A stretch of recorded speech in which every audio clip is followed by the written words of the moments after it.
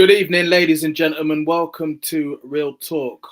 I'm your host, Tyrone Williams, and you're also through to Bath Time, who I've got here with me. Thank you for coming on Bath Time. It's a pleasure. Thank you very much, Tyrone. It's a pleasure to be here. I hope you and none of our we have no viewers, so I hope they're well as well. We're going to be discussing Interstellar. It's one of my favourite films. It's a sci-fi thriller. We're going to be talking about the story breakdown very briefly. Humanity is dying. A man called Cooper gets recruited to go to space via a wormhole. The struggles in this film are with time, distance, and family with his daughter Murph. And the main themes are sacrifice, hope, and survival. So, let's get into this. What should we discuss first? Well, do you want to give us a quick breakdown of the plot? Just, a couple maybe the setup of what the situation is, what the problem is. So it starts off in a town a place in America, and the problem with humanity is that they're not able to grow any food. The crops aren't growing. At the time of when you come into the film, they're discussing okra and how it will be the last harvest for okra. So you've got Cooper. He lives with his daughter Murph, and he's got a son as well, whose name escapes me right now. And I believe there's a man called Donald who lives with them, and they're just struggling by. And he's basically a farmer. But one of the main problems he has is, he went out into space on a mission, and the mission was unsuccessful. And he just seems very unfulfilled in life. Obviously, he's got a family and stuff, and he's farming, but he's not really a happy person at the time of the movie because he's still got aspirations to see what's out there. Yeah, I mean the sort of traditional first act structure is you set up a world, you set up problems, and you set up a character flaw. That's pretty much how it's done. And I really, really liked the first act of Interstellar. I thought how they portrayed a dying world was really cool because it was so mundane. Yeah. It wasn't dramatic. There wasn't like volcanoes going off and things like that. It's that there's, you can't grow food. Humanity is like breaking down, but people are still doing things like going to watch baseball and stuff. And I was also quite struck by Matthew McConaughey's character because I didn't like him, to be perfectly honest, at the start. Like, it's about a lot of this film is about his role as a father, and I thought the first act was really cool because he just wasn't interested in being a dad. Like, instead of taking them to school, do you remember he flies off after that drone? The Indian drone and things. The Indian drone, yeah.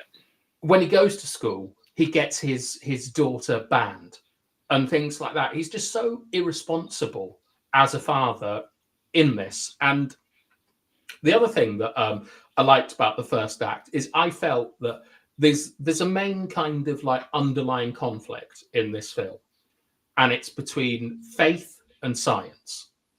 And in the first act, he says to his daughter, I've written it down, rather his daughter says to him, science is about what we don't know. Yeah. Right. And that, that's what science should be. And this is often called the God is in the gap argument, that like God, that you find the kind of supernatural, spiritual is now in the tiny bits that science can't cover. And what I thought was quite cool about the whole film is they actually tried to tie these two ideas together. And so whilst there's things like fatherhood, sacrifice, loneliness, selfishness, betrayal, while it's all going on, I felt that the main thrust of this film is about reason and faith. And to my mind, those always make good films. I think me and you disagree about him as a father. For me, I thought he was quite cool. Not necessarily, obviously, dragging your kid out of school is not necessarily a great thing, but I didn't really like the teachers myself. The way they were kind of like treating her. It's like a kid's got this belief in science and stuff, and you're telling her everything's wrong. Well, I And thought that was really cool, actually. Like, I agree, you're not meant to like them, but yeah, I've always like kind of had this this idea, right, that you have three separate things going on in the film. The first is you have the hero and the adversary, right, yeah, and the hero is normally selfless, and the adversary is normally selfish. We'll obviously see that with Matt Damon a little bit later. mm, You've then got culture, right, which is about if things are too authoritarian or too chaotic.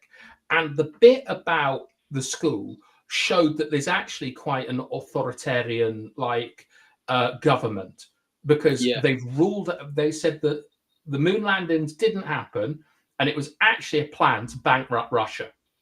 mm, And I thought that this was quite cool because later on, they basically started saying that it was overconsumption that led to the problems on Earth, like too many consumers and things like yeah, that.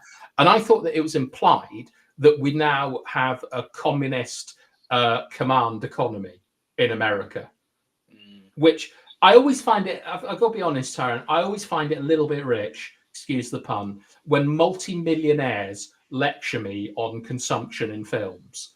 I yeah, do get a little bit annoyed when they're doing that. But I thought that was that the teacher's bit was a really nice way of showing the authority in the world, but also just how I just felt that he was throughout this film. I felt it was utterly irresponsible as a father. Um, I found the teachers quite patronizing when they said, you know, your son's grades aren't high enough, but he'll make a great farmer. I thought that I could kind of understand Coop's like feeling of, yeah, who are you to no, tell that's me my cool. son can't, you know, Yeah, achieve no, this or that? Yeah, that's really cool because it shows just how bad the situation is in. Like everything yeah, on the surface with the baseball game and the school and school books and stuff, it's all like we're kind of clinging on to this dying world. And yeah, it's really, and to jump ahead, if you think about the ending scene and the starting scene, one of the starting scenes is them playing baseball on a dying Earth, and it's yeah, the end. And then basically the last scene is Cooper wakes up and he sees kids playing baseball on a space station in a new age full of hope and growth and so on. So I think that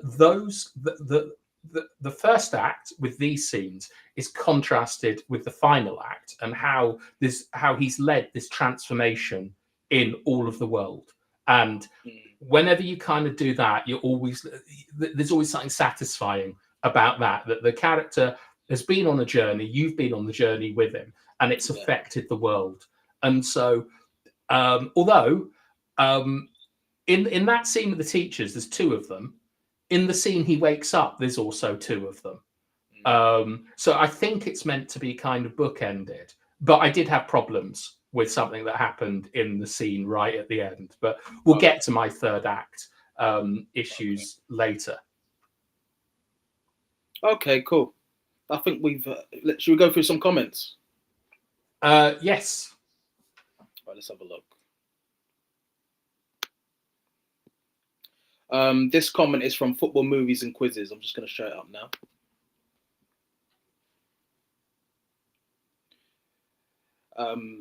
He or she says, the film suggests that humanity's greatest strength isn't just intellect, it's emotion, logic, and science drive the mission, but it's love, memory, and connection that ultimately solve the puzzle of survival. Yeah, that's a good comment. Yeah, I mean, I have some issues to that. And I'm fairly sure I know who this person is. So hope you're doing well, sir. Yeah, we like. So I think that because you see, the thing is, for me, the film is both of those things, but it's tying them together. It is the intellect and the emotion. It's not one is better than the other. It's that both are needed. It's like you can kind of think of it in terms of like a male side and a female side, with the male side being reason and logic, and the female side being sort of love and compassion. They don't work if they're not like connected together, or that they're not as satisfying. And I think that what this says is that to be human, you need both of them. Yeah. So I'm not sure if that's what V meant, but that is how I'm taking it to be. All right. Thanks, V.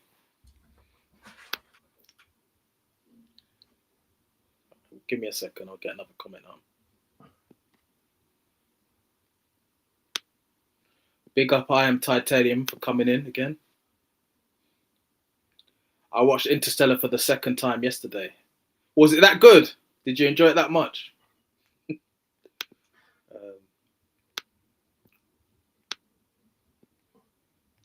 So yeah.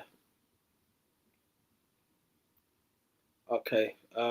Yeah. So what should we go into next? Well, I think it's like I still actually have some things I'd like to talk about in the first act. Okay. Like because we most For me, importantly. sorry to interrupt. For me, that bit with the baseball game, I found that quite eerie. You know, when you see the dust clouds just consume everybody and they have to run out of there. I found that scene quite.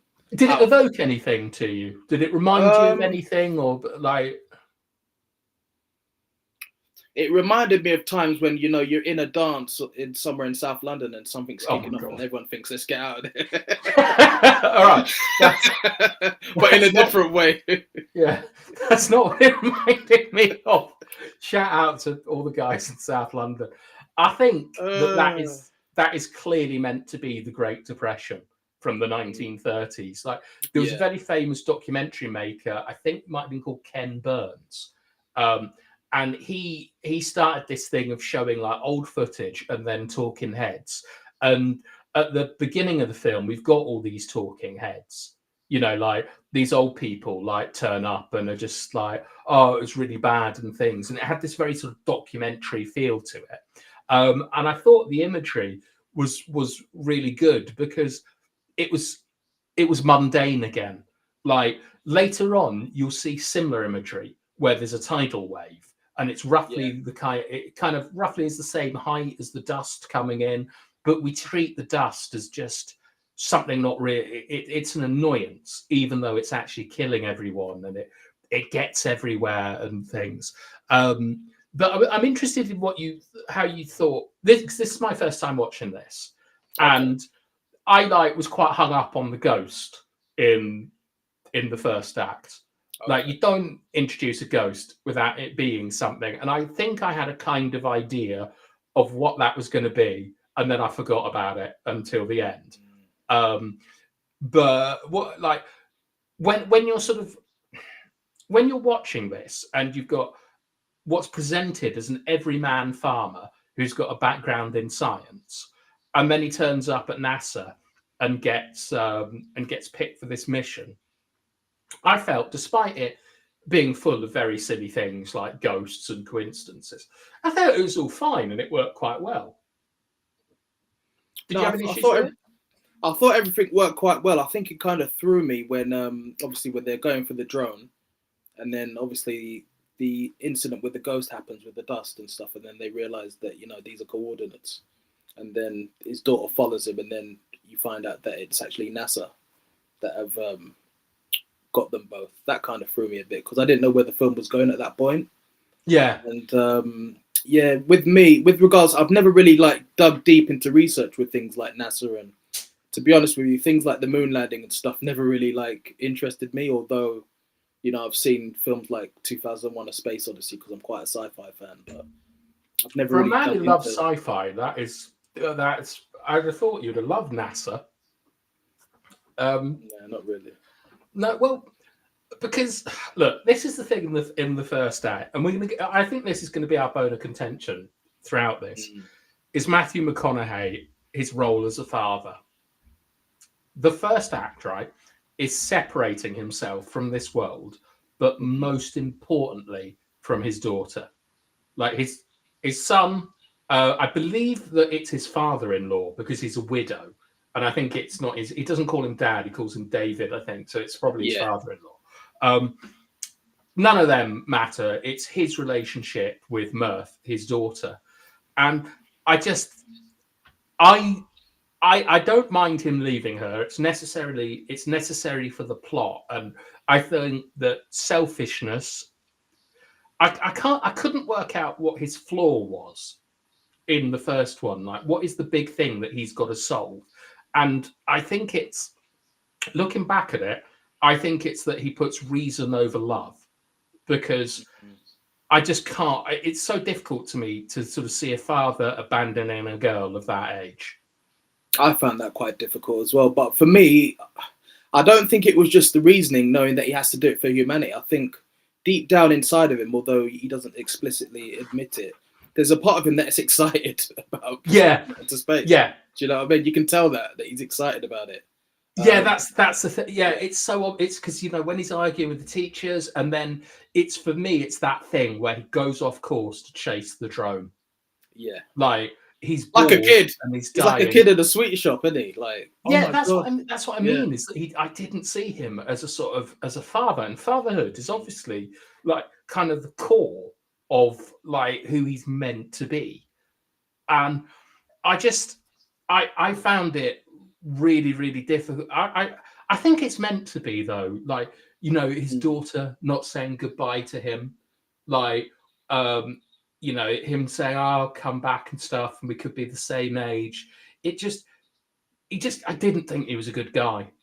you know what? He for me, watching the film, he's not really like a father with her. They're more like just best friends, if that makes sense, which is kind of crazy. Yeah, They're like friends, that's aren't they? exactly Yeah, how I felt when yeah, the way he was treating her in the car and things. He's more a fun uncle than a yeah, father. He's not preparing her for the world. He's not teaching her like anything. He's not showing an example. He's basically just this kind of chaotic fun person, and it really, I think that's kind of what he's meant to be. yeah, But throughout this film, I felt that they never really reconcile him being the father. I feel he's constantly excused from that role. But what I would like to know from you is that, so this is what I'm getting from the first act from Matthew McConaughey's performance is he's bored, he wants to be doing something else, he's constantly looking for stimulation, and he's not interested in his family the way I think he should be, or a traditional father would be. Um, how like what do you think of his performance, and how does he get this across, and all that kind of stuff? I thought Matthew McConaughey's performance was amazing. He's always been a great actor, someone I've looked at for a long time. He said something quite interesting in a few interviews after the film came out, and before they actually went to start filming, they were talking about how they were going to do this, how they were going to do that. And he actually said, I'm not looking up there, up in space for any inspiration because it's unattainable. He actually said, I'm going to think about, what's down here. He's going to kind of like put himself in that situation. How would I do this? If this was the situation I was living, how would I deal with that? And he had to kind of look quite deep into his soul for this movie. He actually admitted that it was quite intimidating for him to kind of, quite scary for him to kind of think of how I'm actually gonna, show off the emotions of being a dad, leaving my daughter, leaving my son, leaving everything behind. And yeah, I think he pulled it Do you off, think to be it's honest. easier or harder doing these things in something like a spacesuit, where your economy of movement is limited, and it's really just your face that you can show things? I think it's easier to do it in a spacesuit because you're not actually having to move around as much. If you're actually watching him as an actor and you look at the eyes, because the eyes are like the windows to the soul, good Hmm. actors can always use their eyes to kind of get off emotions. And in the scene where he's driving away, you can just see the tears flowing. You can actually look into his eyes, and you can just see, he's thinking, I'm knowing I'm doing a difficult thing. I'm leaving my daughter. I might never see her again. But it's like, what do I do? Do I be selfish and stay with my family, or do I save humanity? It's quite a difficult question to answer. Yeah, it's a really difficult one because they're both to me selfish choices. Mm. Like what? So going to save humanity, it's rare that you say it's a selfish choice, but he's essentially sacrificing his role as a father to do that. Yeah, And because he doesn't seem to want to embrace that role, it's kind of like a get out for him, is how I saw it. And then secondly, it's obviously impossible because you're going off to save. I think Michael Caine says to him something like, "You're not doing it for you. You're doing it for their generation. They're going to be the last ones because yeah, now corn is infected or blighted or yeah. whatever." the driving forces. Like, would you as an actor have like when you're watching it, do you think he's done this to show this, or I would do this to show that, or what is like what are the choices that he's making in these kind of scenes that stick in your mind? It's a good question.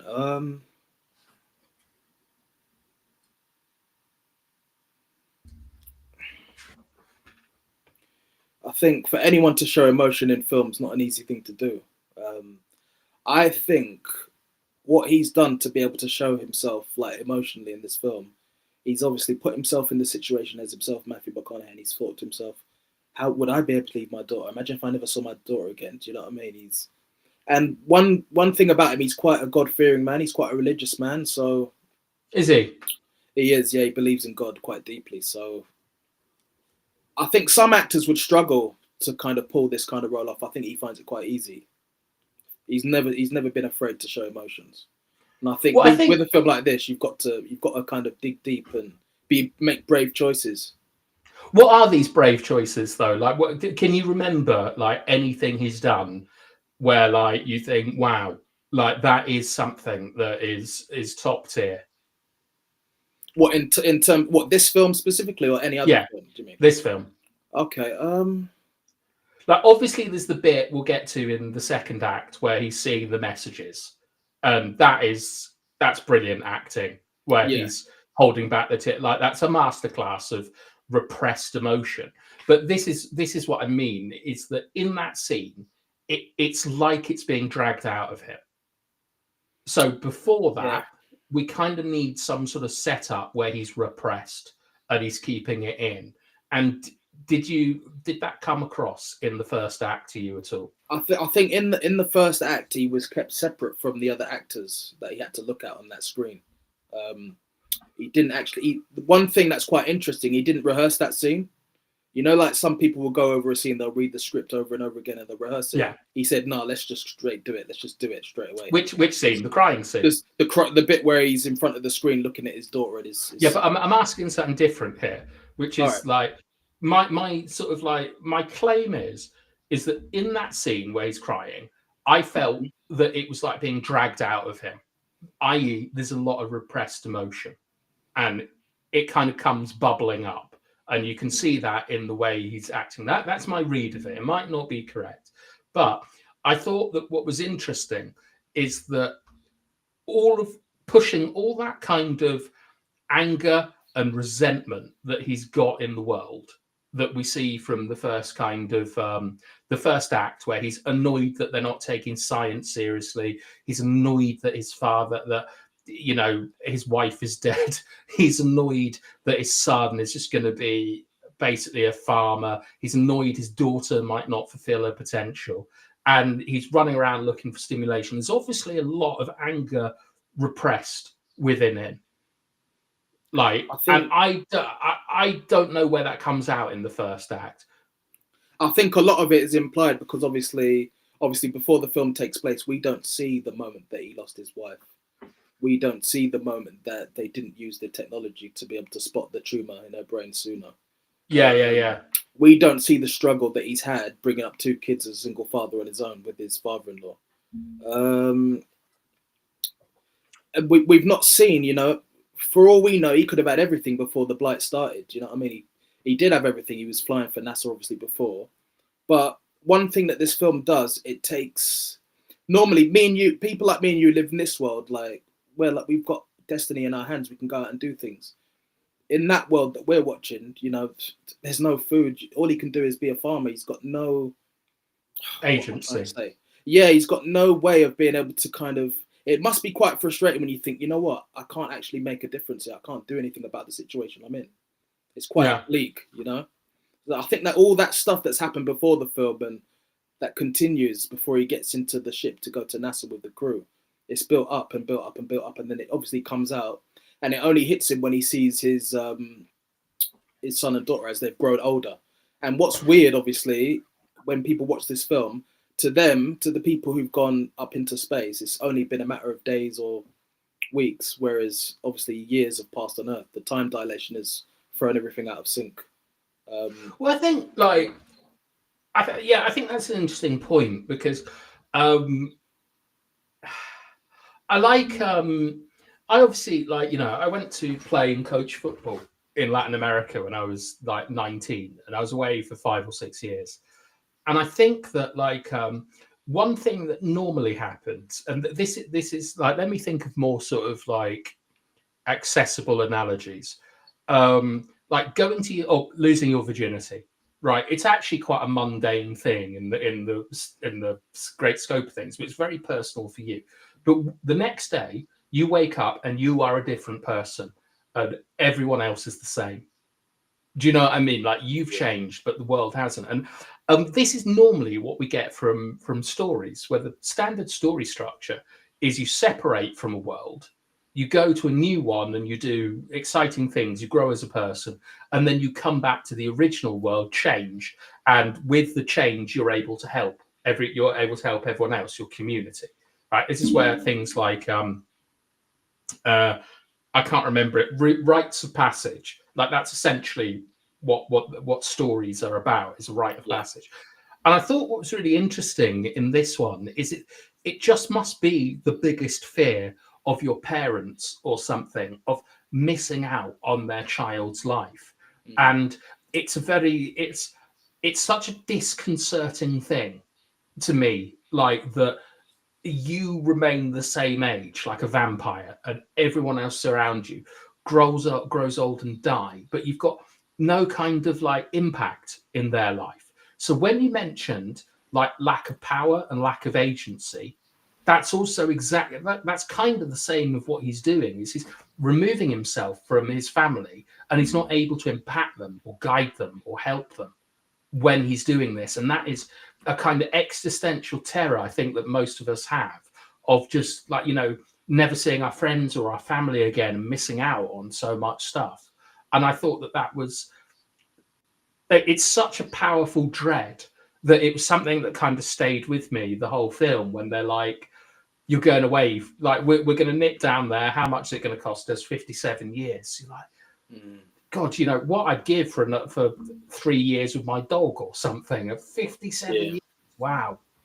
I think one interesting thing about the film, though, I think people who've, because I've not got no kids of my own, it was a bit more difficult for me to kind of put myself in his shoes. I think. Yeah. I'm Yeah. the same. I You're think. like your Yeah. son. You're in Yeah. the role of a son. So for Yeah. us, it's fine to go and have our adventures. Yeah. Do you know, that's the Yeah. point of life that we're. I mean, it's different. Like when annoyingly you've got a girlfriend and you can't go and live in Spain or something. But it's like, yeah, you still have that ability to almost be selfish, and Yeah. that's the kind of the whole role, the whole sort of like gendered family roles in this film really sort of put me for a bit of a spin, to be honest, Mm. because um, we're going into. I think we should get into Act Two now, because that's where like the kind of meat of the story is. Um, Okay. and I thought it was really, really cool how they got into Act Two through the wormhole. Like, It's an because incredible scene as well. yeah, Unbelievable. it was great. It was great. Like, because I genuinely felt that I was in space. I felt I So was did there I. when I was So did watching I. it. I think Um, my only regret is not watching this film in the IMAX, because I think if I'd watched it in the IMAX when it actually came out, it would have been a better experience. But oh well, yeah. didn't watch it. Well, I mean, you can't live with regrets. I mean, like, I built a very nice home theater, and I watched it, and it was bloody amazing. Like, but it was just, I felt like sort of wonder and excitement and fear, like all the Did you things. watch it alone or did you watch it with your girlfriend? I watched it with Sarah. Oh, okay. Did she enjoy it as well? Yeah, she really Okay, enjoyed cool, it. cool, Um, cool. like, we had a good chat afterwards where she told me that I was wrong about 90% of the stuff that I said. But That's such is good. life. Yeah, But what I thought was also really cool about the second act is, in the second act we begin to develop the main themes of the story, which, as I said, is kind of and faith and reason, as it were. And one of the things that is quite personal to me with this film is that I hate the depiction of scientists on the telly or in cinema normally, because it's just not very true to life. Like, I studied science for over 5 years. I play D&D, Dungeons and Dragons, and so I do know quite a lot of people who work in physics and are doctors of physics and things like that. They're actually very nice people, but they're not what, like, science, right, is about trying to understand how things work, and there is a huge crossover between scientists and religious people. I know, like, if like one of my mates works in like really sort of heavy physics, and it's all to do with forces and all this kind of thing, and he's a very, very religious man, and it's, you normally just see scientists basically as robots talking about how, you know, God doesn't exist and all these kind of things. And I thought what was great in this film is that they were portrayed, certainly Anne Hathaway was much nearer to the scientists that I know who are in wonder of the world and who see the fingerprints of something behind it. And I felt that this film did it brilliantly in this scene, because have you seen Event Horizon? No, I've not seen that. Right. You know how they explain the wormhole by getting a bit of paper and then putting a pencil through it and opening it up? That is ripped off from a 1997 like horror film that I've seen. And it's still one of the best examples of how wormholes work. But what they did in this is that moment where you're going into the second act, you're crossing into the new world, it is more a spiritual thing than a scientific thing for the people involved. Like, they're heading into the great unknown. None of their science really works. Like, they're going in as they say, they're going as explorers like Magellan or of Christopher Columbus. And it's just, I felt it was a really, really cool way to get into the second act. Yeah, I agree. Do we have any comments? I think I did want to talk about one line that I remember Cooper saying, where he said, "We will find a way." When he's talking about humanity, like getting through all the bad stuff that's happened, he says, "We'll find a way. We always do." I thought that was quite a powerful line throughout the whole. Is that in the first act or the? Yeah, in the first act, but he says it in leading into the second act. Interesting. It's quite interesting. Interesting, because that corresponds with his shadow, who was Matt Damon. Who. But we'll get to Matt Damon. Like, tell me about the second act. What's going on in the second act?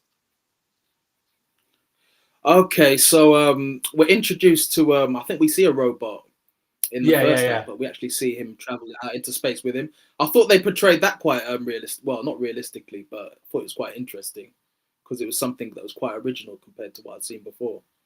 You know, like with other films, you'll see like androids, humanoid androids and stuff. I thought it was quite cool, the design. It was great, wasn't it? Obviously, it was it's really like the sort of fingers and things. Do you know what I really liked about that android was the film's not a funny film, but the android is what sort of the AI TARDS, I think it was called, which is a brave name. TARDS, to be honest. He drove the humour in the film, and he did feel like a real character, and I felt he went on his own kind of character arc as well. Like, you got to see a bit more personality in things, and it was like, I thought it was really good because the film is so bloody heavy and depressing for quite a lot of it. But it's long as well. But the thing is, you kind of forget certain things. So obviously we're going into the second act, but because there's so much stuff happening, you're like, gosh, there's so much stuff in one film. I think it's over 2 hours long. It's 3. But 2 to 3 hours long, nuts. All right, so should we do some comments and then we can talk about the second act? You know what these people are like. Give me a second.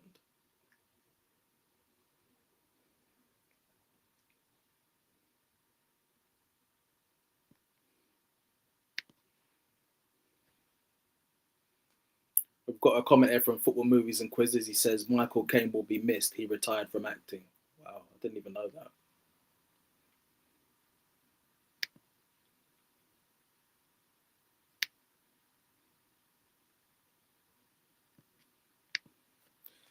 Here's an interesting comment. Interstellar, for the most part, is scientifically... I'm getting the name of the scientist that they got involved with. Kip Thorne, that's it. Yeah. Yeah, I think so. I mean, it's like it's definitely like when you say for the most part it's scientifically accurate, it's kind of like accurate as to what our current model is of the universe. And I think that the black hole at the end of Act Three, Gargantua, is a beautiful is a beautiful sight, and it's probably worth it for the film alone. There are some things that I think are probably like a bit more elastic for the sake of storytelling. And to be honest, you can be scientifically accurate and do whatever you want inside of a black hole because everything breaks down. There's no laws there.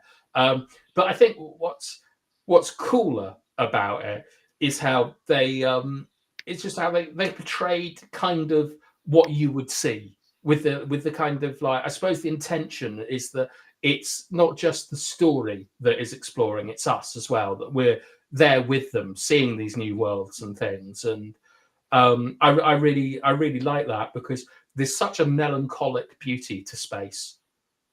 Like when you see how alone you are, how far away you are from people. And I think that that's very different to how explorers in in the Middle Ages would have felt landing on a new continent.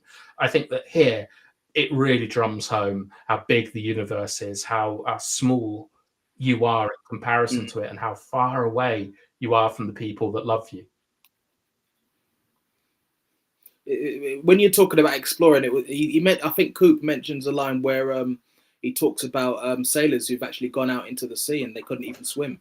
Yeah, it's Because yachtsmen. obviously he's talking about the fit. Yeah. I thought that was quite interesting. I am titanium. Hans Zimmer, just like a striker, he can score. Nice. Big up Bilal. Big up Dora as well in the comments. Dora's in the comments. It's nice to see you, Dora. Glad you've come.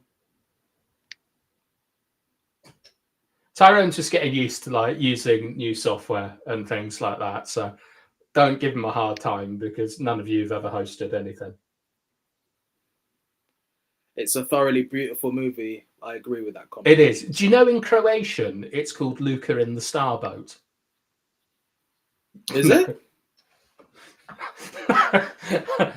No, it's. You got me. You got me. I was like, what is it? What are you talking about? It's a joke I had with Dora earlier. But yeah, like, I think so. Right, with the second act, what's the first kind of major conflict in the second act, or like what is the sort of we get through the wormhole, we're in a new galaxy. What happens next? You know, like where does the film go and why does it go there for you?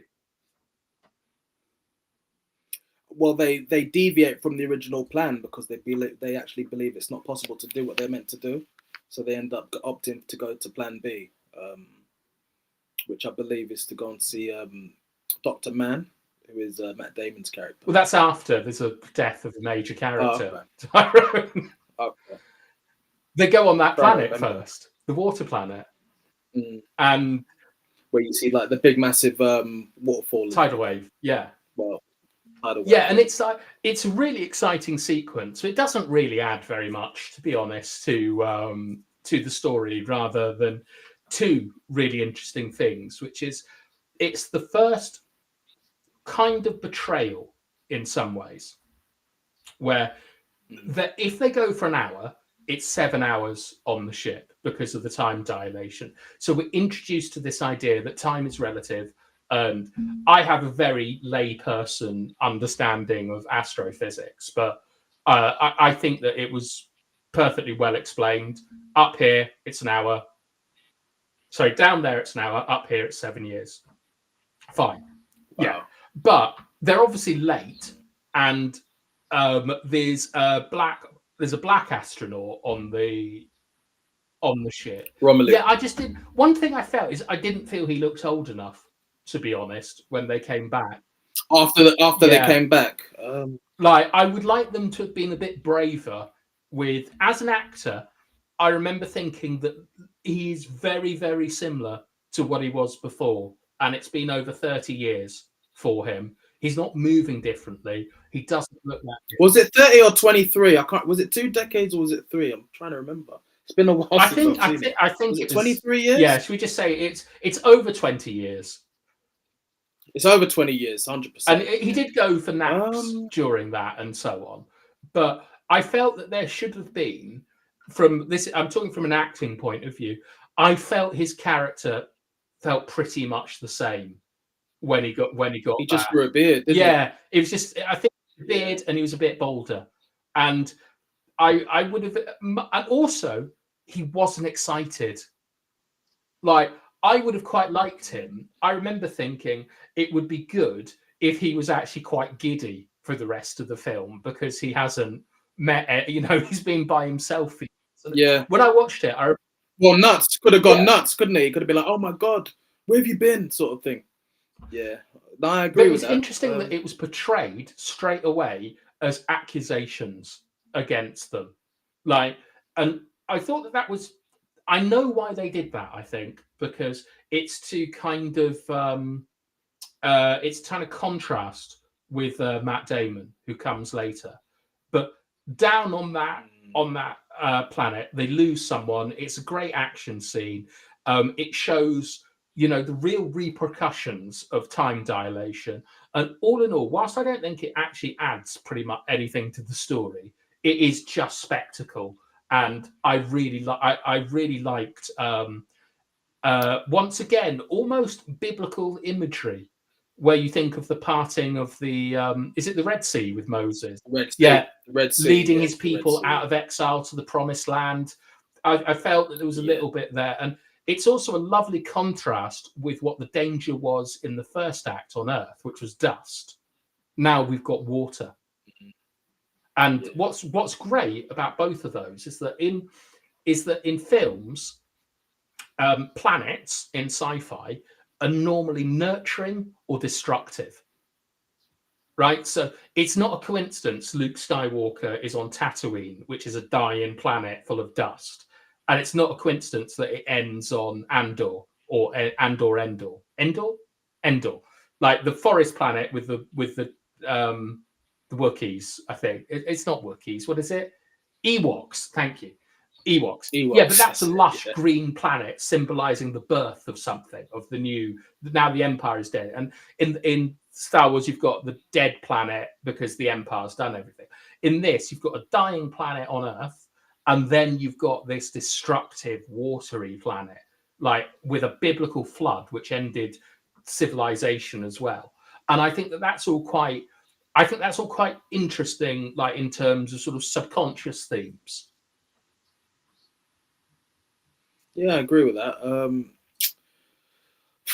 I think I kind of felt for Romilly's character because obviously it felt like in the film all the sympathy is for Coop, isn't it? But I mean, they've gone back to him after 23 I have years. no sympathy for Coop. All my sympathy is with Anne Hathaway.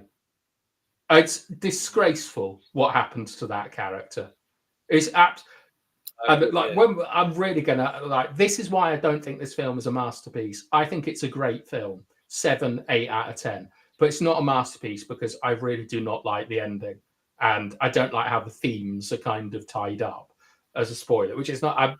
But I liked this film. But the guy that dies is irrelevant to me in the story. Do you know what I mean? And I thought they should have gave Romilly more stuff. I think they could have easily cut that character and just had Coop, Romilly, and Anne Hathaway's character Brand. They could have just had them three. Yeah, I think so. But it's good. It's good to sort of show the danger. But really, the kind of end result of that sequence and that scene is that when they get back up, they've only got two choices. One is to see a man that Anne Hathaway is in love with, and one is a slightly better bet that's further away because of data they've been receiving. And Anne Hathaway gives the most important speech in this film, which is about how love can transcend. We still love, we love people that are dead. It never ends, and all these things. Transcend? Did she say it can transcend time? Yes. Did she say? Yeah, because you still love people who are dead, and things like that. And then your man Connor Cooper, he gives this thing about it's the result of like pro-social hormones and things, which is completely correct. That is the evolutionary reason, but he doesn't understand that she's talking about the power of it, how it acts as a force. So it's not the how, it's the why that is important. And that is kind of, I felt that kind of summed up the main commentary that the film is trying to make, is that you need the how and the why. Like science and reason, like love, emotion, like it's the how and then the why. And I know she's searching for someone she loves as yeah, well. That's Matt Damon. Obviously. Yeah. Now, she's been searching for it for a long all time. right, so before we did this show, I said to Tyrone that I wasn't that convinced by the biblical elements in this film. But I think that now that we're going to discuss Matt Damon's character, I do think it's important to point out that in the Lazarus mission, 12 men were sent, or 12 astronauts rather, were sent to the planets. That Matthew McConaughey has been sent on a last-ditch mission to save mankind, and one of the 12 is going to betray him. Judas. Yeah, like exactly. I think that this is, for me, I think that this is fine because it's not overly stated the biblical nature of the film, but it's very difficult to ignore the 12 disciples, and one of them's a betrayer for me. And I think that the best part of this film, like the best part of the second act, is Matt Damon by a country mile to me. I think he's fantastic in everything he does. He played the part well. Well, the thing is, when you can actually hate a character, that's how you know the actor's done a bloody good job. Because it's like you just want to strangle the guy. Yeah, but I also think his motivations were perfectly reasonable. Like, because he's I said earlier, he's the shadow to Cooper, right? So in like sort of film literature, you get two people that are the same side of the coin, basically, and it's normally the hero and the villain. And they, for different choices, they would be the hero and the villain. And what's so cool about this is Matt Damon is bigging up his selfishness, saying that this survival instinct, this selfishness, is what is going to save humanity. And that, him trying to save himself is going to save everyone. And I'm on board with that as like a reasoning. Like, he thinks he's lost. He reacts so differently to I've just had a thought. Do you know what? Do you know why he reacts so differently to the black guy on the station? I think I know why. I think this is quite clever, because he knew, like Cooper's daughter. Oh, he'd aged. No. Right. So both of them are left alone. Right. Similar situations. Matt Damon has absolutely no hope that anyone is coming to save him. But the black guy on the station knows that Cooper will come back. And Murphy, his daughter, later says she knows that Cooper will come back. And I think that's why they make the better decisions. Whereas Matt Damon has abolished all hope. He's lost all of his hope. And that is why he acts so selfishly, because he's actually divorced himself from the idea of humanity, whereas the people around Cooper haven't. That's an interesting theory. Do you like it? Do you think it's wrong?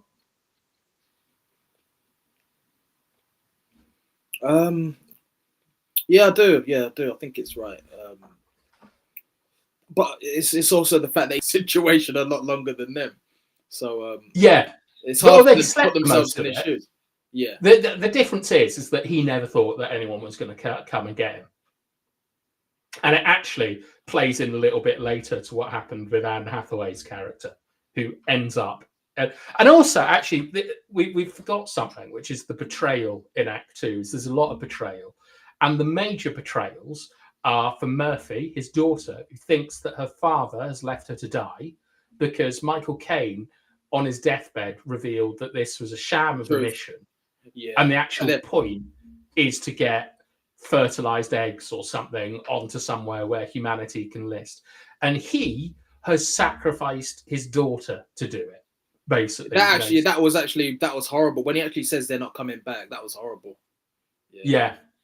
So that's interesting as well, is that like Anne Hathaway's character is portrayed by her lover and her father in this sequence, because Matt Damon obviously is, for some reason, he's booby trapped the robot, and his whole plan is to kill all the astronauts, fly off because he doesn't want to be alone, and restart humanity. It doesn't seem to make a lot of sense, but because he's basically a castaway, I'm not bothered by that. I think that it's all fine, but he does try and murder. He does try and murder Cooper. And do you think that there's anything to be said? I don't, but do you think there's anything to be said for the idea of Cain and Abel? Because Cain killed Abel and then went on, presumably, to start humanity, and Abel wasn't able to because he was dead.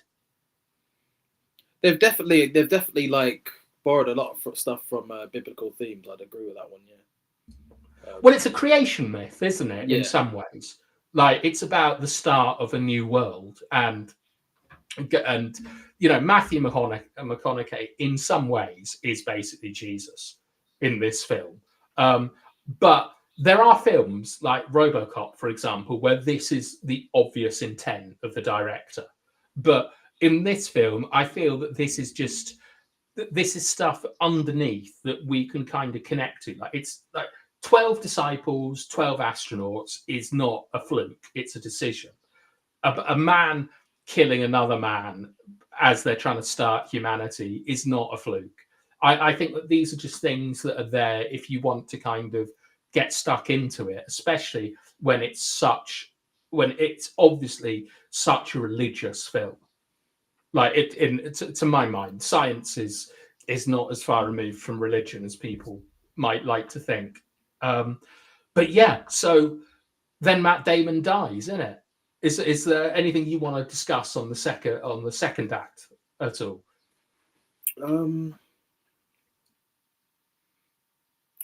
Just the fact that I was glad that they managed to get Matt Damon's character out of there.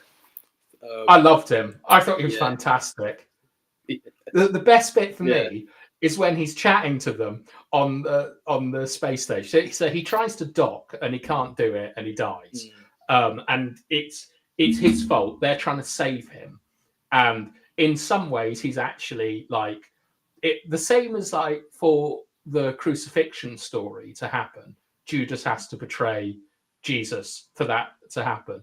For humanity to be saved, like Matt Damon actually has to bugger up the space station here, or it wouldn't happen. But I love it the way he's negotiating with them, where he's going, look, Anne Hathaway, I don't know what he told you, but it's fake. And then he goes, yeah, Cooper, we can still get on. I just did this because I felt I had to. You understand. And I loved his negotiating with them. Like I thought it was such good writing, because he knows he's done a bad thing, and he's just. I thought his character was great. It was my favorite thing in the film, like how he was this glorious man and a hero. She describes him as the best of us, and actually he's literally embodying the worst of us. Yeah, like the selfishness and the murderous intent and things. And I thought that was really cool. I really enjoyed Did you see it coming? Did you see it coming? Because I don't know why.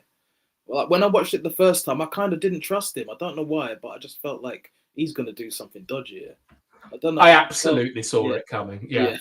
Like absolutely, because it's just it's such a sort of trope of where you go and you rescue someone with a great reputation, and they're charismatic, and like things like Apocalypse Now and stuff, like they're so charismatic and things, and yet they're inherently flawed, and they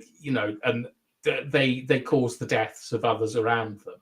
So, but the thing is because I liked Anne Hathaway's character, I really wanted her to get her happy ending and things like that, and and it would have been. Do you know what it was? It's just when something's too good to be true in a film that is relentlessly despairing and depressing and melancholic, it's always going to be too good to be true. It took me a while to warm up to her, but eventually I did. Like during the second and third act, 100%. Yeah, well, I mean, it's interesting because I sort of thought, right, love story, Anne Hathaway, fair enough. But I got, because she exhibited the role of the daughter more in this film, and certainly the way the film ends, like, I, I sort of like, I thought that was an interesting way to take it. Like, I thought they were going to have flirty banter and there was going to be some awful joke. At one point, I said to Sarah, if this ends with them destroying all the eggs by, like if the eggs are all destroyed in that, and he says to her, "Well, we've got to find another way to repopulate the planet." I'm going to be very, very cross because I thought that's what they might be doing. Yeah. But yeah, like so, I thought Act Two. I have to say, even though it was spectacular, I felt the water planet was the weakest bit, and the rest of it was great. Themes, metaphors, all good. Bit of soap opera action with a betrayal. A really weird kind of high-speed chase in space, and then docking with the station. Great soundtrack and things. I thought it was all brilliant, to be honest, and I was very into it at this point. I think that's my favorite part of the film, the soundtrack. Just Hans Zimmer, it's just a masterpiece. I think the music really obviously adds to it. I don't think they could have gone with anyone else to kind of do the musical score, to be honest with you. I'm very ignorant about music, Tyro. I would love to know more about it because my love of Lord of the Rings. And in Lord of the Rings, they have like themes from the Shire in other people's in other people's songs and stuff. And it's like it's one of the only films where I really understand what the music is trying to do. And so when I'm sort of like listening to it, this is wicked. I'd love to, I'm not a musical person. I wish I could know more about it, but I have to agree, it's fantastic. Cool. Should we do some comments? Yes, please. Let's have a look.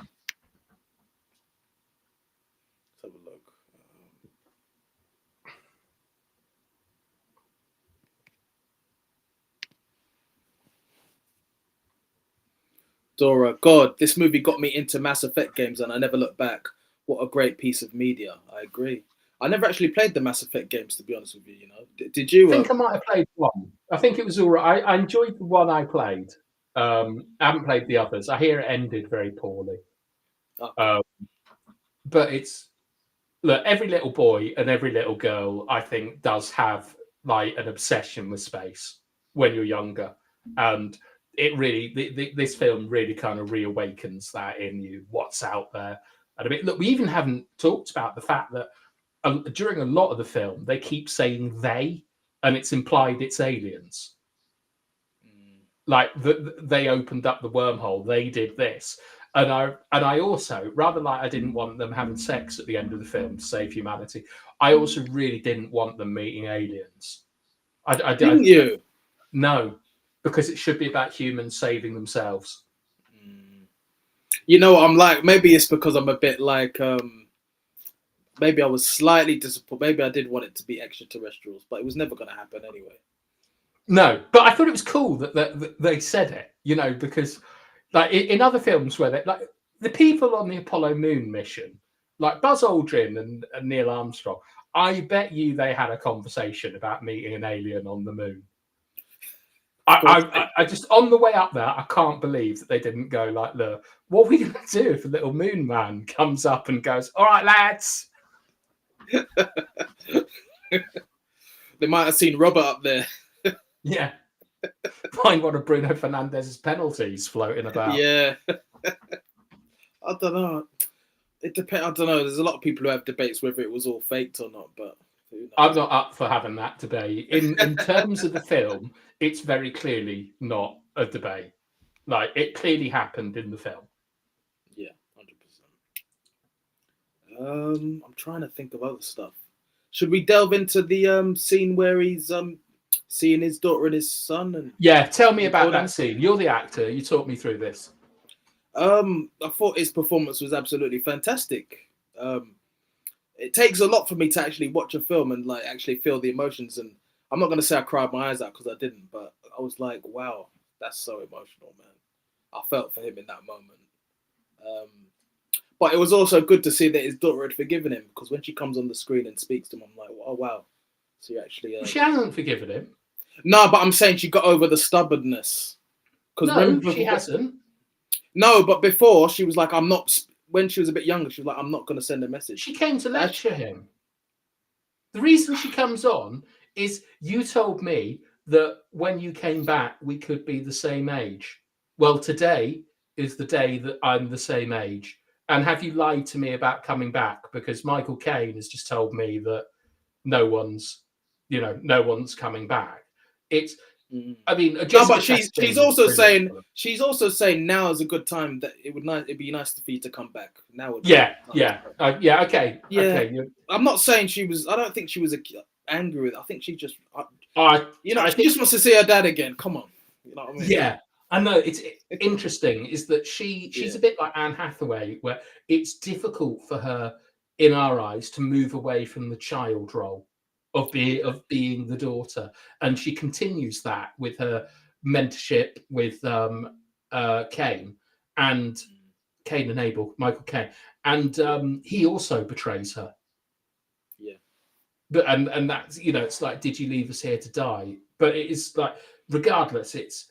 I thought it was great how slowly he played it, how it wasn't like over the top. It was kind of dragged out of him, and it was so sad, the story about his son that they told about him. Like, basically, it's, he lost his first boy, and McConaughey wasn't there to see him get married, fall in love, have a child, wasn't able to comfort him. It really hit home all the things they were missing. But yeah, that was sad. So yeah, we should probably delve into something else now. Act 3. Act 3. Well, he goes into a black hole in Act 3, and it's really cool because I think it's visually extremely interesting, and I think that visually it makes a lot of sense. You understand. Like, I think they've done a great job of simplifying extraordinary concepts for the screen. It's not over the top either, is it? Like sometimes special effects can be quite over the top. You're thinking, really? But it was actually quite. There's a lot of people who say the black holes and the wormholes. It's actually, scientists have actually come out and said that's a realistic depiction. Yeah. Well, what I thought was great about the special effects around the wormhole and the black hole was they gave a sense of scale, because the little ship was tiny, and in a lot of the big wide shots that would, as you said, would have looked amazing on IMAX. It really shows how small the ship is and the scale of what we're dealing with. And I thought that was great. But okay, so I suppose the first thing, right, is he lets Anne Hathaway be the survivor, and he falls into the black hole. I don't know if this is a sacrifice or not, because I once again felt this was a selfish decision, because they saw what happened to Man, like Matt Damon's character, and I don't think he wanted it, and he's kind of cursed Anne Hathaway with having to go to this planet and start the human race by herself. I kind of felt that this was more of an easy way out. But is that how you saw it, or did you see it as he's sacrificing himself for her and for humanity and for his daughter?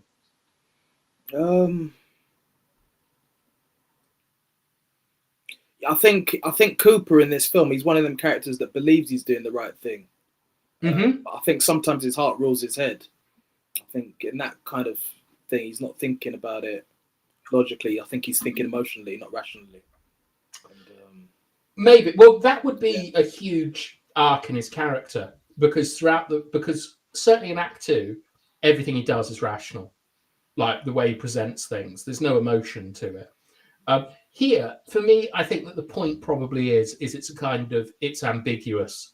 Is he changed or isn't he changed? And is this a selfish act or is this sacrifice? It's just my main point. My main issue with it is it just puts they don't do enough with Anne Hathaway's character, and she's not treated very well in the film, which is why I can't really give it a masterpiece, because she has no control on anything she does.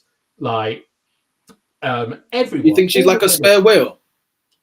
A what? Sorry. Do you think she's a bit of a spare wheel in it? Do you think they've? No, I think that she's just a really sort of damsel in distress character, and it's like it's also, I don't really like what they do with the son either, where all of the people, Cooper's son, all of them are betrayers in this film.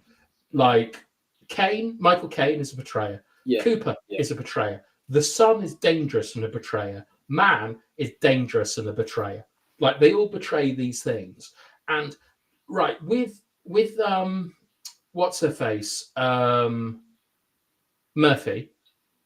She's a developed character. She's got things to do. She's got her own agency, and that's okay. But with Anne Hathaway, her dad messes her up. Cooper messes her up. Man messes her up. She ends up by herself on a planet, like with like no hope, and she's gone from being a daughter to now having motherhood imposed upon her, like not her choice. And when you look at the great sci-fi sort of female characters, you think of Sarah Connor, you think of Ripley, and how they integrated motherhood into them to make themselves kind of stronger. Here, and they were tough. They were tough characters as well. Yeah, but motherhood was so crucial to who they were. Yeah. And I feel that here, Anne Hathaway is just saddled with motherhood and said, right, you've got to go and start the planet. I don't think she's got any real sort of agency or choice in anything that she does. She's kind of forgotten. Whereas like Cooper is able to shed fatherhood like a skin, and motherhood is imposed on Anne Hathaway. And this is the start of it for me, is that once again, this is Cooper just avoiding the hard thing and doing something else. And so I didn't think his character had changed at this point. And I think maybe some part of the decision making is thinking, I can actually, maybe there's a possibility of getting back to see his daughter. Obviously, not thinking. I don't think that. I think easy way out. But also, it does kind of work in the same way as in Act 1, where he's excited to go off road to chase a drone. You know, like there is he is a scientist. There is a bit of excitement to find out what is going on in a black hole. Like the stuff about there's just enough there to make it seem like a rational decision. But I think personally, for me, I felt he was taking the easy way out. You're not a fan of Coop, are you? No, but you don't. Which is fair enough. Yeah. No, but I mean, I know. Yeah. I know what you mean. Yeah, it's just. I think everyone will have different views on it, I believe. But yeah, I mean, he's the protagonist of the film, and he's got a lot of good qualities to him. But I think he's meant to be portrayed as sometimes the best and sometimes the worst of humanity, and there's always grey areas in that. So I love his character, but I don't, he's not like Odysseus or like, someone who's just so determined to get home and driven by honor and family and things like that.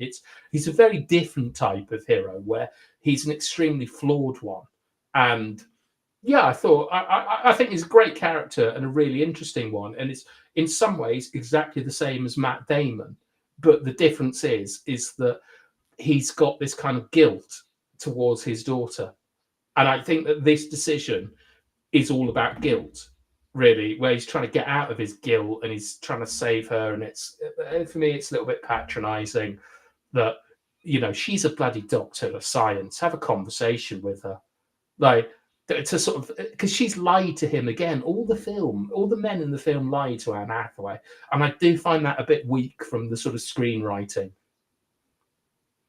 So what would you have done differently with her character? Would you have had her character be more confrontational, like demanding things, or do you think she's a bit too placid, a bit too? Yeah, I think she's too placid. Like, so, right, her role in the film is basically to get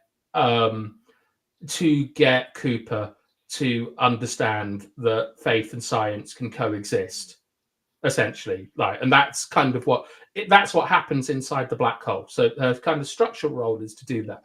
But in terms of being her own character, I think that she has to take agency for more of her decisions.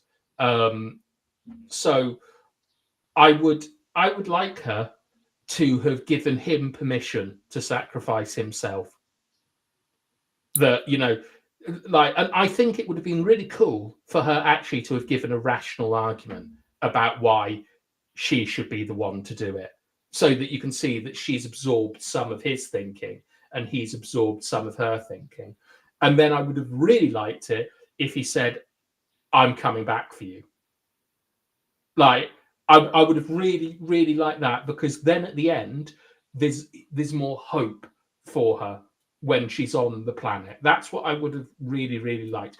In this, I feel that she's just a bit of apart from like just giving the B story, I feel she's a bit of a throwaway. But like she's just a victim in this film, and victims are just not interesting to me. I like people who take control of situations and go and do something, and she doesn't do any of that. Yeah, I agree. No, I do agree. Thought she played the role of the victim quite well throughout the film. Yeah, great actress, lovely hair. Yeah, fantastic. Yeah, I don't know what it is with. I think she looked better with short hair. Do you?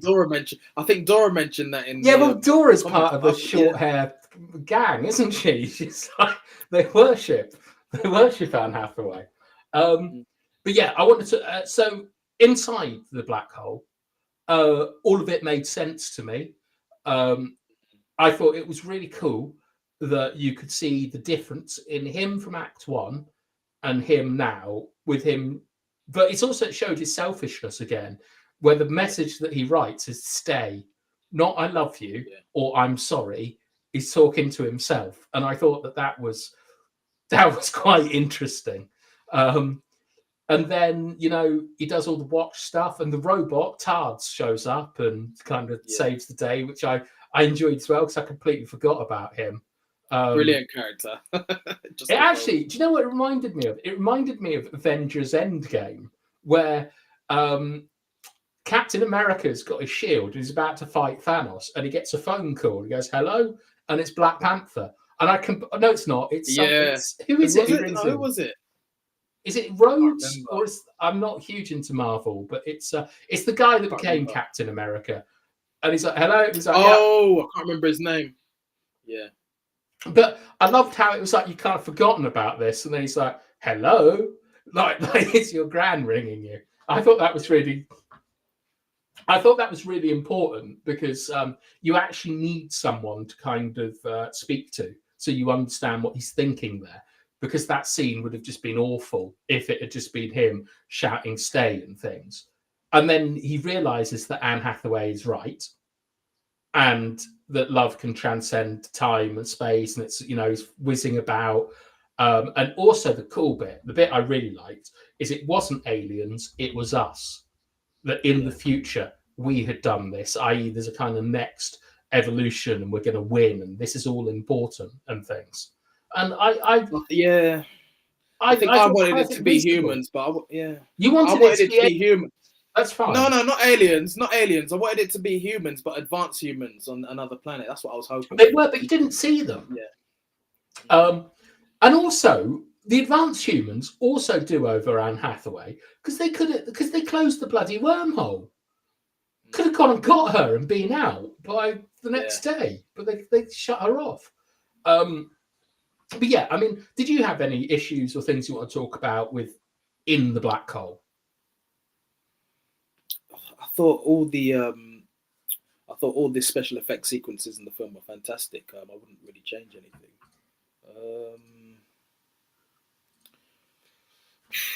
I think with Anne Hathaway's character, I don't always like to agree with you on everything, but I think she wasn't as interesting as she could have been, sadly. The other thing that annoyed me, right? This is why the film went from a masterpiece to 7, 8 out of 10 for me, is the third act. Because when he wakes up in Cooper Station, the first thing that happens is a nurse laughs at him for thinking the station is named after him. And your man's been in a black hole doing time calculations and things. And she's like, "Lol, it's for your daughter." And I thought that was unnecessary to be. But I think I think Nolan was kind of showing us, oh, look how up himself he is. He thinks it's all about it. No, I think it was about actually Yeah. it's meant to be it's your daughter that did everything, Mm. which a father would normally be happy about. You know, they would want their thing, but it's just I think it's meant to kind of be contrasted with the scene in the school where the two teachers are having a go at her are having a go at him about science and so on. I think Yeah. it's meant to be a kind of mirror of that because clearly the baseball scene is meant to be a mirror of like the old and the new. And I just felt that was unnecessary to do to the character. And the thing that really pissed me off, like that left a bad taste in my mouth, is that so he meets Murph again, wicked. She's old, like it's wonderful because you know she starts crying and saying, "My father would come back to me. I knew it would happen." And you get this resolution where everything's worked out. But the next thing, like that scene. yeah, but no, right? That's all cool. But then she goes, "No parent should have to see their child die. Look at my grandchildren. You fuck off because Anne Hathaway is out there." And I just thought, once again, he's being excused of fatherhood. Like she's releasing him of being a father so he can go off after the fit astronaut and save her. And I just felt that he's got all of his like great grandchildren. He's had everything he wanted though. No, but you know what else was but you know what else was interested Okay. in that scene? All the obviously all his relatives, he sees them all there with her. Not one of them really, but they look at him, but they don't really acknowledge him and be like, Yeah, and they're all "Oh, ginger. don't speak to him." Yeah. But they're all ginger. But yeah, Wow. that's the thing, right? Is because earlier on, Michael Caine said to him, "You're not doing it for us. You're doing it for her and her children," or lines to that effect. Those are the people that he made this sacrifice for. None of them thank him. He doesn't even get the opportunity to develop a relationship with them. This man that is in a new world that he's helped create but doesn't understand. He doesn't get any of the. I don't think he deserves any of the benefits of his reward. But once again, he just throws fatherhood off him like a dressing gown. And he has there's a smile as well. Yeah, there's a he's little happy smile about in his it. face. Yeah. And then, wow. right? Yeah. Then poor Anne Hathaway has been forced into the role of a mother to a colony where she's got to look after all these children, like grow them and things like that. And that was never what she signed up to do. She went to kind of like go and get like her ex-boyfriend and send them some maths or something so they could build a spaceship. I never quite worked out what the equation was really for. It was just a MacGuffin to drive it. But she's there in enforced motherhood, and he's just there. You go off on another adventure. This is all your this is all your family that you've saved. The whole human race. Nurse is laughing at you. The gingers don't want to know you. But by the way, you left Anne Hathaway out there. Go and get her. Yeah. I was like, what on earth is this? Like, it was deeply unsatisfying to me. The final act. You know what I like about. Am I being unfair? No, you're not being unfair. But shall I tell you what I like about you? You look at things a lot differently than I do. You look at things quite deeply and stuff. And I think you've given me a lot of stuff to think about, to be honest, with this film. For me, thinking about that last scene, it's the way, he just goes off, and I'm just thinking, oh my god! But you're grinning about it, and it's meant to be happy, isn't it? I don't know. And he also steals a jet plane or something, a spaceship, rather than like. I mean, if it's me, I'm straight onto Wikipedia checking out how many times McTominay won the Ballon d'Or and if Manchester United have won a title in the last 400 years or whatever. But it's just he's often it's interesting because he's portrayed as a man at a time at the beginning of the film. Yeah, you know, he's a scientist or an engineer or something from a different world, and then once again, he's a man at a time. But it's how it's this thing of wearing the role of a father as a cloak throughout the film that I found really difficult to kind of reconcile with, because it's not something you see a lot portrayed as a good thing. It does exist though, and sadly. Though this does exist. This happens all the time. This is what I was going to say. This does happen all the time, sadly. This is what I was going to say. Is that I don't want to be like, you know, negging on the people who, you know, their father might have done something like this, or people who don't have fathers and so on. Like, because, you know, I'm lucky to, you know, still have my dad and all that kind of stuff. And he's a very good man. But I just, it's that in the way that we're kind of brought up in Britain and in the West and stuff, is that there's this idea that the mother, the father, and the son are kind of sacred things. And there's actually a theory of psychology that everything, the way you process information, boils down to mother, father, and son, that you divide things into those categories. Like, so, you know, if we were going to do football, because most people here like football, the manager is your father, Yes. the sons are your players, and the club is your mother. Like, you know, like, so it's something that works all the time. So I found it on many levels, not just an intellectual level, but a sort of emotional level. I found it difficult seeing this man playing at being a father when it suited him and happy to cast it off. He acted more like the son in this film, like than he did a dad. And it's something that jarred me all the way through. And to see him forgiven Like Peter Pan for it at the end. Yeah, That's the thing, is that he did. You'd have thought the emotional thing of this film is him becoming a father, like becoming the father that she needed and stuff like that. And all he really is a text message with a bit of information at the end. Like, that's kind of like what he did. So that's why it's not a masterpiece to me. But I think it's a great film, and obviously, you know, I'm hoping that everyone who's here has seen it, or we've massively spoilt it. But it is definitely, in my mind, the last great science fiction, big science fiction film that has been out. I agree with that, because to be honest, there's been quite a few sci-fi films that have come after it with regards to space, and they just don't really come close. So yeah, I definitely agree with that one. Should we finish up? We should do. I've really enjoyed that. I've also enjoyed the fact that we've had people in the comments contributing. It's been awesome. Yeah, it's been great. Yeah, it's obviously, Tyler, it's really good talking to you about films, and I can't wait for you to go through the scripts I've been sending you and absolutely crucify them after hearing me talk about third act problems. Yes, for anyone that's watching, myself and Tyro, we're going to try and do this weekly. We also are working on a short film, or lots of short films at the moment. And Tyrone, I might be pushing him a bit here, but he might be uploading sort of monologues and things like that to the channel, as we're trying to deepen our understanding of films.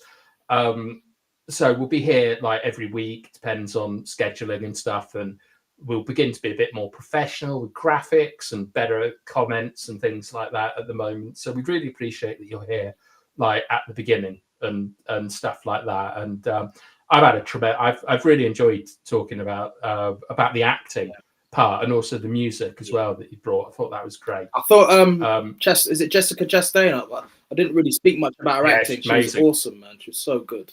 There were brilliant performances in all of it, but for me, I thought she was my favorite in the whole film. I thought she was amazing. And the I can't remember the name of the lady who plays older Murph at the end. I thought that scene was incredible. But that was, I mean, you know, that was, must be really annoying though, as a sort of older actress, to have to do just death scenes all the time. It must really get to you. I thought she was great. There's a young Timothy Chalamet in this film, as well as the boy when he's younger. There's also, like, Anne Hathaway's husband. Topher Grace, I think, is Jessica Chastain's husband in this, or love interest. And I think that it's a really good cast. Michael Caine, fantastic. Mackenzie Foy played the young Murph. I thought the way she acted for such a young actress was very good. Incredible. Yeah, she's really good. Amazing. She's really amazing good. film. Yeah, it's a great film. If Not I tell you perfect. what, I'd recommend. Not Not perfect. perfect. No, next week's film is perfect.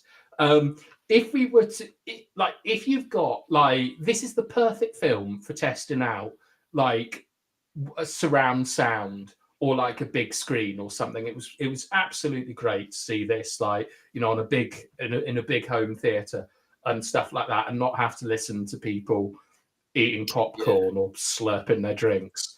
But yeah, should we? Oh, do you know what next week's film is? Is it Lawrence of Arabia?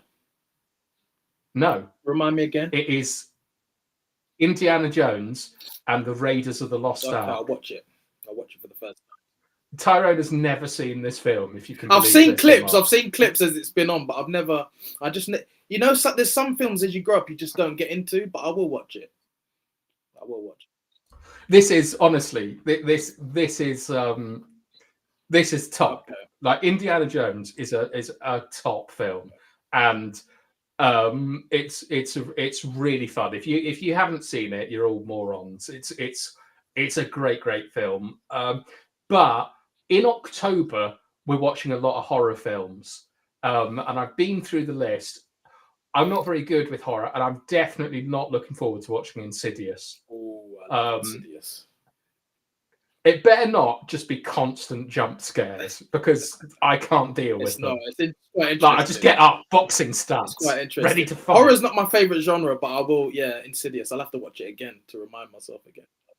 Yeah, well, we're gonna watch also The Thing, Okay. which is a kind of horror film, which I think is incredible. So, Lisa, I don't know if you lot realise, I hadn't seen Interstellar before this weekend, and the idea is that we've given each other a list of our favourite films, crossed off the ones that we've seen, and so each week it will be a film someone really likes, and the other person like sort of reacting to it.